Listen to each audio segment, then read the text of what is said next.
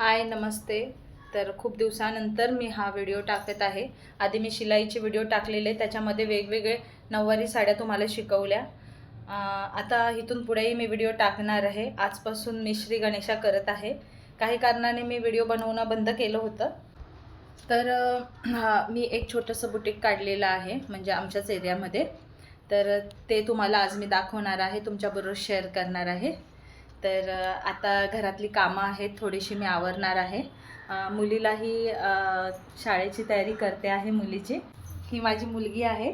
आता तिची शाळेची तयारी करणार आहे आणि त्याच्यानंतर तिचं आवरून मी बुटीकमध्ये जाणार आहे. मग त्यावेळेस मी तुम्हाला माझं बुटीक दाखवणार आहे.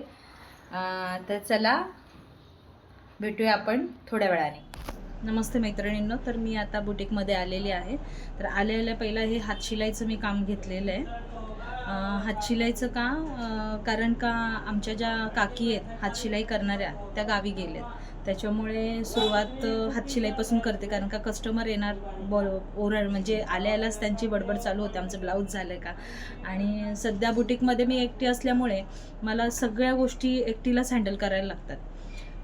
कारीगर तर शोधते मी, तर कारीगर भेटत नाही आहेत. लेडीज कारीगर बघावं तर लेडीज कारीगरचा टायमिंगचा प्रॉब्लेम होतो. पार्ट टाईम त्यांना मी सांगितलं, पार्ट टाईम तुम्ही आलात तरी चालेल, तरीही त्यांचा प्रॉब्लेम होतो.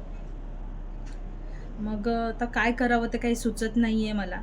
त्याच्यासाठी मी आता ठरवलं आहे कोणावर डिपेंड राहायचं नाही आहे.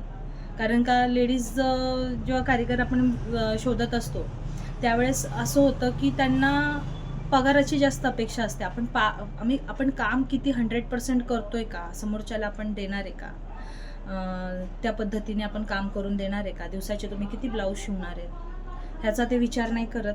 त्यांना म्हणजे काही पगाराचा आकडा सांगतात किंवा पीसवर ठेवलं तर पीसचा काही आकडा सांगतात. तर त्याच्यामुळे मग असं विचार केला की आपण कोणावर डिपेंड राहायचं नाही आहे. आपण आपली कामं करायची, आपल्याला जेवढी होतील तेवढी कामं घ्यायची. आणि त्यासाठी शोध तर चालू आहे माझा. एखादी कोण भेटली तर बरं होईल. आणि माझ्या एरियामध्ये कोण राहत असेल, घनसोली, नवी मुंबई घनसोली येथे कोण राहत असेल आणि जर हा कोण व्हिडिओ बघत असेल तर त्यांनी मला संपर्क साधावा. मला कमेंट्स केलं तरी चालेल. हे बघा मैत्रिणींनो, आता माझं काम इथे कटिंग केलेलं आहे. ह्या साईडला माझा टेबल आहे आणि हे माझं शॉप आहे. ह्या साईडला उजेड येतो त्याच्यामुळे नीट दाखवता येत नाही आहे. मी तुम्हाला दाखवते फ्रंट कॅमेरा करून. हे बघा, हे शॉप आहे, पूर्ण अस्ताव्यस्त पडलेलं आहे. काय करणार, कोण नाहीच आहे मदतीला, त्याच्यामुळे टेबलवर पण पूर्ण पसारा आहे. पूर्ण सगळीकडे अस्ताव्यस्त आहे. इथे माझं काम चालू आहे. हे ब्लाऊज शिवते आहे. रेडी झाल्यानंतर तुम्हाला मी दाखवेलच कसं शिवलं ते. आता चहा येऊन गेलेला आहे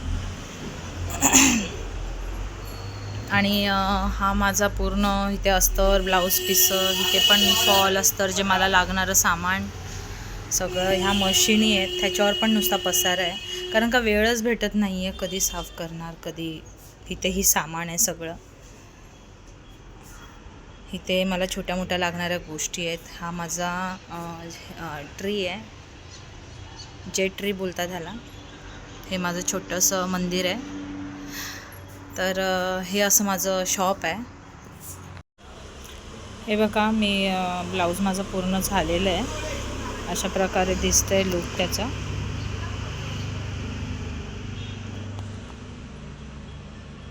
तर ब्लाऊज झालेलं आहे पूर्ण. अजून त्याला खूप काम बाकी आहे. हातशिलाई आहे, प्रेस करायचं आहे, बरंचसं काम आहे अजून. तर ब्लाऊज आता रेडी आहे. तर तुम्हाला माझं बुटीक कसं आवडलं, कसं वाटलं, कारण नवीन सुरुवात आहे, त्याच्यामुळे काय होतं ना की मला टाईम मॅनेजमेंट सध्या थोडंसं अवघड जाते. तर आत्ताच 4-5 महिने झालेत मी हे बुटीक चालू करून. तुम्हाला मी असेच नवीन नवीन व्हिडिओ घेऊन येईन, त्याच्यामध्ये तुम्हाला भरपूर काही गोष्टी शिकायला भेटतील. माझा बुटीकचा अनुभव मी तुमच्याबरोबर शेअर करत जाईन, जेणेकरून कोणाला जर बुटीक काढायचं असेल तर त्यांनी काय करावं आणि काय करू नये. मी पण चुकांमधूनच शिकलेली आहे. मला जेव्हा बुटीक काढायचं होतं मला व्यवस्थित मार्गदर्शन नव्हतं. मी बुटीक ओपन केलं त्यावेळेस, तर मी काय चुका केल्या त्या मी तुम्हाला नक्की दुसऱ्या व्हिडिओद्वारे मी तुम्हाला कळवेन. अशा प्रकारे मी व्हिडिओ तुमच्यासमोर घेऊन येईन, जेणेकरून माझ्या द्वारे किंवा माझ्या अनुभवाने तुम्ही शिकाल आणि त्या हिशोबानेच तुम्ही बुटीक चालू कराल. तर नेक्स्ट व्हिडिओ मी नक्की लवकरात लवकर घेऊन येईन, जेणेकरून त्यामध्ये तुम्हाला काही गोष्टी शिकायला भेटतील. तर माझ्या व्हिडिओला लाईक करा, शेअर करा आणि नक्की सबस्क्राईब करा. तर तुम्ही व्हिडिओ बघितल्याबद्दल तुमचं खूप खूप धन्यवाद.